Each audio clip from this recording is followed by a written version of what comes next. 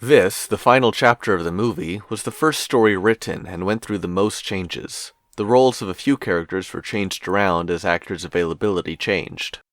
The story was about two drivers getting into a chase, then killing each other in a fight, and a scavenger stealing the car. The Sandman character was originally one of the drivers, but Carter Casteel wanted to fulfill his obligation and I hadn't gotten the other roles cast yet, so he was changed to the scavenger character. This filming out of order forced me to commit to the geography of the scene, so all the elements of the later fight choreography would need to get the characters into the right places for Carter's footage to match. There is a continuity break, as the Sandman grows a full beard in a matter of hours in the story. However, nobody has told me yet that they noticed on their first time watching. The next thing we filmed was the werewolf scenes with Hope Trainor. Originally, the werewolf had been played by my friend Stephen Levitt, but he would not have availability in the time frame I had to get everything recorded. I reached out to Hope, and knew she would have limited availability. I would have most of one day to get all of her parts for Chapter 5. However, because the werewolf character was also featured in Chapter 1, we also needed to get all of that filmed in the same day. Before we filmed, I made an animatic. I didn't have the Cooper character cast yet, so I needed to plan their fight knowing I would have to composite them together. The first thing we filmed that day was the fight scene, with my dad acting as camera operator. The three of us figured out the fight choreography. Now it was my turn to get a bump on the head. Oh, I'm so sorry. All the blood in the movie is just chocolate syrup. I figured it was good enough for Hitchcock and it's cheap enough for me. Next, we drove to the scene where she would steal the car. I played the part of Cooper and held up the green screen when she drives away.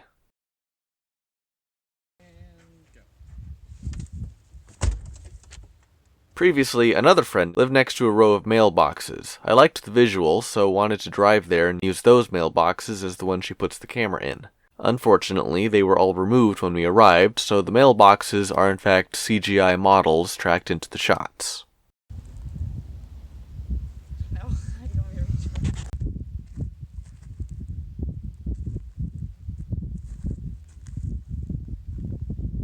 The mailboxes have little references on them. Ian Hubert is the creator of the web series Dynamo and Dynamo Dream. The second mailbox references the YouTube channel D for Darius, who also happens to be from Arizona. His breakdown and making of videos helped a lot with conceptualizing and planning this project on a shoestring budget. There are several YouTube channels and filmmakers who influenced and inspired me, but I only had the few mailboxes. Others include Austin McConnell, Pony Smasher, Film Riot, CG Geek, Blender Guru, CG Matter, Cinecom, In Camera, Door Monster, Indie Mogul. One of the last things I recorded were the insert shots of putting the camera into the mailbox, which I did with my own mailbox. It clearly doesn't have as much wear as the one in the previous shot. I also added the insert on the bottom to make it clear who the mailbox belonged to, and hopefully dispel any confusion about the scene. Originally, the driver just passes her and then chases her down. The people I showed it to, though, always questioned why he went after her. The very last shot I recorded for this movie was this one, where the driver almost gets hit by her pulling back onto the road.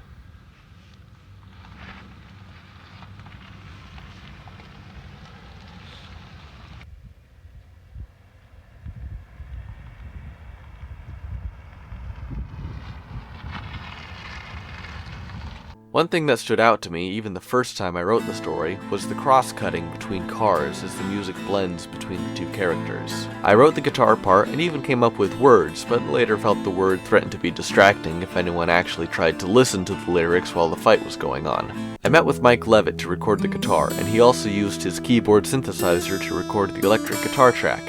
He improvised the solo a few times, and I spliced together either or both of the recordings as I liked. I wanted the music to rise as they both increased the volume on the radio, but the music was already playing very loudly, so I used this fade to Carter's angle to justify lowering the volume.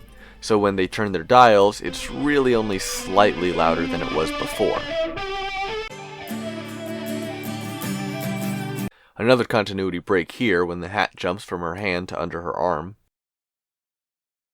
I took a photo of her jacket on the ground and tracked it into Carter's shot. The lighting doesn't match. She was filmed in shadow and the picture was in hard light.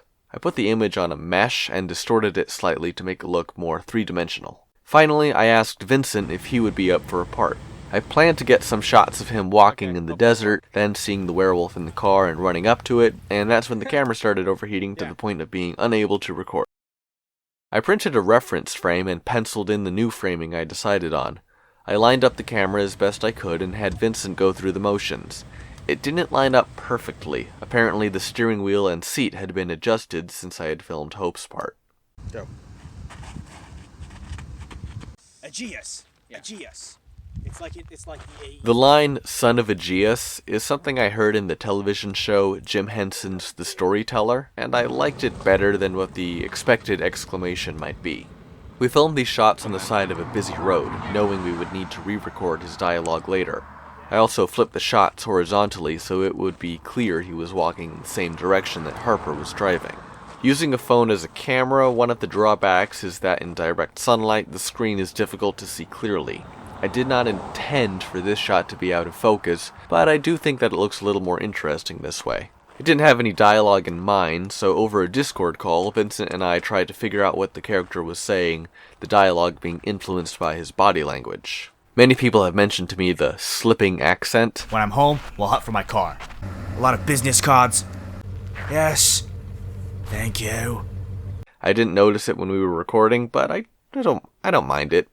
This is a day for night shot. When doing day for night, it's not just making things look blue. Colors become less saturated, but are still mostly recognizable.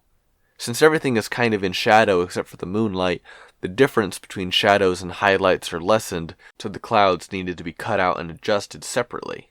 The sign is at the Apache Junction city limits. I rendered the new sign and composited blown out photos of a flashlight to get the effect of lights on the sign.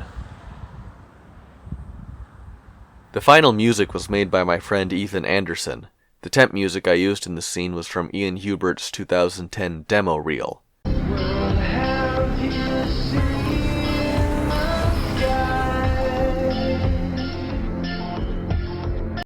I asked Ethan to make something with the same kind of longing and drive, and after a few iterations he came up with what he named You Have Arrived. A lot of work went into making these short films, and I'm very grateful to everyone who helped along the way. I appreciate you watching thus far, and I hope to have another project ready for you to view soon. Thank you, and take care.